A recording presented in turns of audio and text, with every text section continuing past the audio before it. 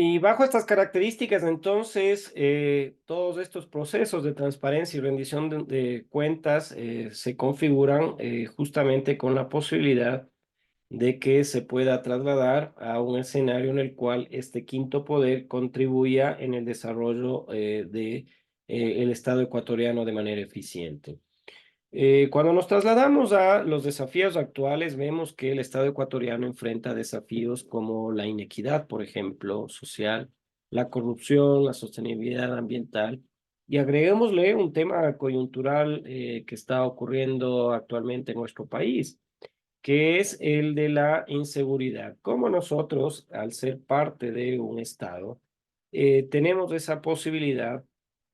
de que se nos garantice justamente nuestra vida, que se garantice el bienestar, de que se garantice salud, de que se garantice educación. Y para el efecto se han constituido organizaciones, instituciones que tienen que hacer esta tarea.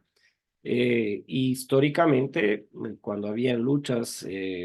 entre países, entre estados, existía el ejército, que era justamente esta configuración institucional de manera jerarquizada que tenía una preparación de tales características que le permitía enfrentar justamente ejércitos de otros estados para evitar pérdida de soberanía. Que era la pérdida de soberanía? Era la pérdida de territorio en el cual probablemente existían recursos naturales necesarios para que pueda ser trasladado al cumplimiento de bienestar de la población de ese estado para cumplir con las necesidades. Internamente se van configurando históricamente una policía nacional, es el caso del Ecuador, y hay denominaciones en otros estados que tendrán otro formato, pero en lo fondo son lo mismo, es decir, cómo los estados van creando instituciones para trasladarse a cumplir con sus funciones y sus obligaciones. Como decía, los desafíos actuales del Estado ecuatoriano enfrenta temas como el de la inequidad, temas como el de la corrupción, temas como el de la sostenibilidad ambiental, y estos desafíos requieren de políticas y acciones efectivas para superarlas. Y específicamente el tema de la inseguridad, aquí sí requerimos, creo yo, la contribución de actores, de países que puedan ayudarnos en esta lucha que tenemos contra la inseguridad. El desafío actual es el de la inequidad social, el de la pobreza, el de la desigualdad, es el tema de la corrupción y, por supuesto, el de la sostenibilidad ambiental. Tenemos un país muy rico en recursos naturales, pero estos tienen que seguir garantizando que puedan servir para generaciones futuras y trasladarlos a esas necesidades que son ilimitadas y a su cumplimiento, ¿no? Estos desafíos, entonces, requieren políticas y acciones efectivas para poder superar el desafío actual, coyuntural, que es el de la inseguridad. Cuando hablamos de la cooperación internacional en cada uno de los estados, desempeñan, por supuesto, un papel crucial en el fortalecimiento de las capacidades del Estado ecuatoriano, así como el impulso de proyectos de desarrollo y bienestar social. Antiguamente, cuando se configuraban estos estados-nación, era un momento expansivo de sus territorios. Siempre el ser humano ha querido como factor de producción tener la tierra. Y después de la tierra vienen, por supuesto, los recursos que son explotados en cada una de las colonias. Empieza una disputa bastante amplia por parte de los regímenes monárquicos en Europa, Inglaterra, Francia, España y otros en búsqueda de captar la mayor posibilidad de territorio, sobre todo de los recientemente territorios descubiertos en América fundamentalmente, porque encuentran que ahí hay recursos inagotables que en aquel momento eran requeridos, minerales, en un proceso de industrialización que estos países empezaban a tener, requerían justamente mano de obra, requerían los recursos que eran explotados en estos países que eran colonias. Y posteriormente la cooperación internacional también sirve para configurar ejes económicos, políticos y articularse en un proceso, por supuesto, de búsqueda conjunta de modelos o sistemas de gobierno, modelos y sistemas político-económicos que puedan ayudar al propósito de cada una de estas naciones y de cada uno de estos estados. En este caso, el Estado ecuatoriano tampoco ha quedado alejado de esta posibilidad de entender de que la cooperación internacional es y desempeña un papel fundamental en el fortalecimiento de las capacidades del Estado ecuatoriano. Hay cuestiones como hoy coyunturales que no las podemos resolver solos, como son las de la inseguridad que está trasladándose por el efecto de organizaciones criminales transnacionales que están afectando la vida de los ecuatorianos. Hay, por supuesto, un impulso de proyectos importantes de desarrollo y bienestar social que generan una gran preocupación porque hay sectores de la población en las cuales no existe la posibilidad siquiera de ser atendidos con proyectos de desarrollo, que puedan ser atendidos siquiera con educación, siquiera con salud, peor aún ir pensando en procesos económicos que les permitan solventar las necesidades de estas personas y de sus familias. Entonces, yo creo que la cooperación internacional hoy más que nunca desempeña un papel crucial en este que es el fortalecimiento de las capacidades que tiene nuestro Estado ecuatoriano, que se ha visto superada su capacidad y lo que se pretende es impulsar proyectos de desarrollo y bienestar social que puedan definitivamente trasladarse a un escenario en el cual claramente pueda ocurrir aquello. Cuando hablamos también del Estado ecuatoriano y cómo su organización política, administrativa, sus instituciones han atendido, ¿no? En casi 200 años de creación a la población ecuatoriana, vemos que lamentablemente no han existido programas, planes, acciones concretas que incluyan a la diversidad de pueblos y nacionalidades que existe en el Estado ecuatoriano, dentro de su población. Recientemente conocimos nosotros el censo del 2023, en el cual muestra un crisol en el cual étnicamente nos autoidentificamos los ecuatorianos. Vemos que existen porcentajes de pobreza muy importantes, existen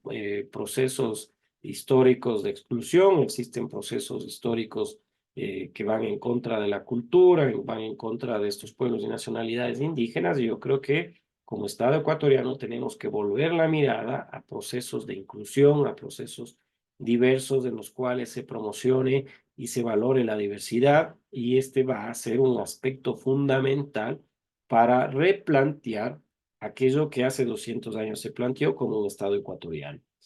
Y tiene que plantearse un Estado ecuatoriano mucho más equitativo, más allá de las dificultades financieras que se tienen, con déficits importantes de recursos que probablemente están conculcando la posibilidad de hoy solventar la necesidad que tiene para ser trasladado a un evento emergente como es el de la seguridad. Tenemos procesos muy preocupantes de cómo vamos a respetar a los derechos humanos frente a esta grave situación que vive, por un lado, organizaciones criminales que no respetan los derechos humanos, no respetan la vida, y por otro lado, instituciones como la Policía Nacional, el Ejército, que están llamados a brindar seguridad, por supuesto, tienen hoy el amplio y duro trabajo de devolver la tranquilidad al ecuatoriano. Entonces, la inclusión, la diversidad son aspectos fundamentales que creo yo tienen que ser repensados, que tienen que ser incorporados para construir un Estado ecuatoriano mucho más equitativo, mucho más respetuoso de los derechos humanos y, por supuesto, de aquello que en un inicio fue planteado como Estado para que pueda, en definitiva, decirse que hay aquí una institución, hay una organización que contribuye al desarrollo de la población que vive en este país. Cuando hablamos de una evolución del Estado, por supuesto, hacemos ese proceso analógico, evolutivo de Darwin, que hay que transformarse, hay que adaptarse a las demandas de la sociedad. Por eso digo de que claramente el proceso de construcción de un Estado ecuatoriano hace 200 años y qué es lo que pensaban los padres de la patria o los fundadores del Ecuador justamente son distintos a los procesos en los cuales hoy la población ecuatoriana está requiriendo cuestiones mucho más profundas, mucho más diversas y requiere que el Estado ecuatoriano se vaya adaptando, se vaya transformando a estas demandas de la sociedad. ¿Y qué es lo que está demandando ahora la sociedad? Claramente está demandando seguridad. El ecuatoriano ha perdido la tranquilidad de salir a la calle a trabajar, ha perdido la tranquilidad de los estudiantes universitarios para ir a su centro educativo, se ha perdido la tranquilidad de un momento de esparcimiento, de vacaciones, irnos a la playa, la gente de la costa venir a la sierra, etcétera. Hay la necesidad de eh, evolucionar y sobre todo evolucionar en función de este momento en el cual difícilmente vamos a salir en el mediano y largo, en el corto plazo, vamos a hacerlo a mediano y largo plazo. Entonces, esta evolución es clave para entender cómo la legitimidad y la eficacia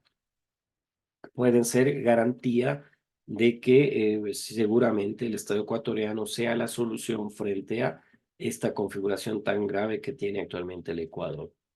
Hay muchos desafíos futuros, ¿no? Hay desafíos como la modernización de la administración pública. Es una administración pública utilizando lamentablemente ese concepto weberiano de burocracia como aquel funcionario público que se tarda más tiempo del requerido para realizar una tarea que es requerida por un usuario de esa institución pública. Esta administración pública que probablemente hay que cerrar esos espacios en los cuales o esas instituciones las cuales fueron creadas para cumplir un objetivo determinado, pero hoy ya no es requerido, entonces hay que crear otro tipo de organizaciones que se encarguen de nuevas cuestiones que son requeridas por el pueblo ecuatoriano. Hay que plantear un proceso de sostenibilidad económica claramente. Se ha gastado mucho más de lo que se ha tenido, se ha endeudado mucho más allá de las capacidades de pago, por ejemplo, y esto impide tener una sostenibilidad económica, ¿no? Este grave problema que tiene nuestro país muestra cómo históricamente no se han tomado decisiones frente a un grave problema estructural que ha tenido el Ecuador. Y el tercero, hay que garantizar los derechos humanos. En este proceso coyuntural de inseguridad, en este proceso de intervención de la fuerza pública, del ejército, hay que garantizar los derechos humanos, ¿no? Entonces, este desafío futuro del Estado ecuatoriano es el de modernizar la administración. Ustedes estudian en la Universidad Estatal de Bolívar, una carrera que les va a permitir justamente entender cómo la administración pública tiene su dinámica, cómo la administración pública tiene esa particularidad de trasladarse a ese escenario de contribuir en el proceso de mejoramiento de calidad de la vida de la gente. Hay que mantener mínimamente una sostenibilidad económica que permita al pueblo ecuatoriano y quienes administran el Estado ecuatoriano hacerlo de manera de que las obras de infraestructura que se requieran, este recurso se ha invertido prioritariamente en aquello que requiere la población y, por supuesto, la garantía de los derechos humanos, ¿no? Cuando nosotros hablamos de una responsabilidad colectiva, hablamos también de una construcción de un Estado que sea eficiente. Es decir, en ese concepto de eficacia y eficiencia, ya lo hemos ejemplificado en versos anteriores, pero siempre es bueno recordarlo. Eficacia tiene que ver con el cumplimiento de temas, de tareas, perdón, y objetivos concretos. Y eficiencia es aquel momento en el cual se ha cumplido con esa tarea, pero la eficiencia entra cuando se ha optimizado los recursos y sobre todo se ha hecho en menos tiempo, ¿no? Entonces, la construcción de un Estado que pueda atender a su población, que en las funciones que han sido trasladadas a su responsabilidad, se lo pueda hacer en el menor tiempo y, por supuesto, con optimización de recursos que atienda a la población en menor tiempo, es fundamental. Y al hablar de justicia es el de trasladar justamente a esa población que históricamente ha sido excluida, es el trasladar justamente a esos territorios en los cuales la población ha sido apiada, ha estado alejada, no se ha tomado en cuenta de que también tienen el Estado responsabilidad frente a su bienestar, frente a su desarrollo, emerge lo que hoy está emergiendo, un caldo de cultivo que es utilizado por organizaciones criminales para reclutarlos, para trasladarlos a ese escenario de un índice de criminalidad actual que vive nuestro país. Entonces, en esto de la responsabilidad colectiva en el Estado ecuatoriano es de que requerimos una participación activa, es la que requerimos que exista un ámbito de colaboración entre todas las instituciones, más allá de cuestiones de carácter político, más allá de cuestiones de carácter ideológico, más allá de cuestiones que sean planteadas fuera del escenario en el cual hablamos de una colaboración fundamental que permita alcanzar el objetivo de la construcción de un Estado eficiente que atienda con justicia, con equidad a toda la población y sociedad ecuatoriana. Entonces, para ir concluyendo en esta clase del tema de la organización del Estado ecuatoriano, podemos decir nosotros que la estructura y las funciones del Estado ecuatoriano son fundamentales para el desarrollo y bienestar de la sociedad. Si es que el Estado, como lo hemos visto el año pasado, enfrenta a dos poderes que lo configuran, el legislativo con el poder ejecutivo, lamentablemente acá entramos en un escenario que se llama de bloqueo, un deadlock. Hay un bloqueo entre la función ejecutiva y legislativa que impide que las decisiones que tengan que ser tomadas por parte del presidente de la República y que requieran mínimamente la aprobación de una ley, de un reglamento por parte del órgano legislativo, no va a ser posible por parte de ese bloqueo político. Cuando las estructuras y funciones del Estado ecuatoriano son administradas por quienes no tienen conocimiento, por quienes no tienen experiencia, lamentablemente esa eficiencia que nosotros estamos requiriendo del Estado ecuatoriano no va a ser posible conseguirlo porque lamentablemente el conocimiento y la experiencia de esas personas no lo va a permitir hacer.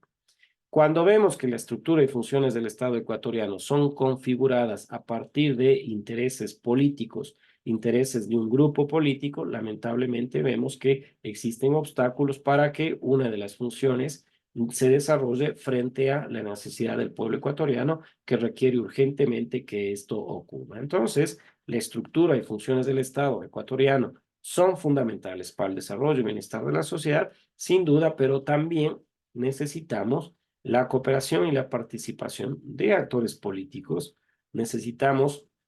la cooperación y participación de organizaciones políticas, por supuesto, de las instituciones que conforman el Estado, y es fundamental que el pueblo ecuatoriano cada vez más evolucione, vaya transformándose, vaya adaptándose, vaya configurando un escenario de conocimiento de los desafíos que tenemos nosotros, que nos permita enfrentar este proceso tan complejo que tiene actualmente nuestro país, que nos permita construir un Estado más justo, que nos permita construir un Estado más equitativo, que nos permita construir un Estado que en la actualidad tiene esta grave dificultad de entender cómo lamentablemente tenemos hoy un escenario en el cual la inseguridad es un aspecto coyuntural que tenemos todas y todos los ecuatorianos. Como siempre, las preguntas están siendo planteadas en esta que será una actividad de acompañamiento docente, que la tengan que ustedes contestar, esta actividad de acompañamiento docente que ustedes tienen que desarrollarla como parte de este tema de la organización del Estado ecuatoriano. Entonces se plantea a partir de un organizador gráfico, a partir de esta estructura, y desagregando conceptos que son importantes en cada uno de sus niveles. Entonces, el Estado ecuatoriano tendrá sus 5 funciones o poderes del Estado, tendrá, por supuesto, su organización territorial, tendrá su organización política administrativa y a partir de ahí nosotros tendremos la posibilidad de desarrollar la actividad que ha sido planteada. Entonces, como siempre, el contacto con quien en este momento está como profesor de esta asignatura es la de jgalarza@uebwc. Las recomendaciones generales siempre son las de revisar la guía metodológica, son las de efectuar la actividad de acompañamiento docente propuesta en el EBEA, son las de revisar la rúbrica y a partir de ahí, por supuesto, tenemos la posibilidad de concluir esta semana número 13 con el tema 4.1 de la Organización del Estado Ecuatoriano ya concerniente a la unidad número 4. Agradecerles por la posibilidad de estar juntos en esta que es una clase de la asignatura de realidad nacional. Muchas gracias.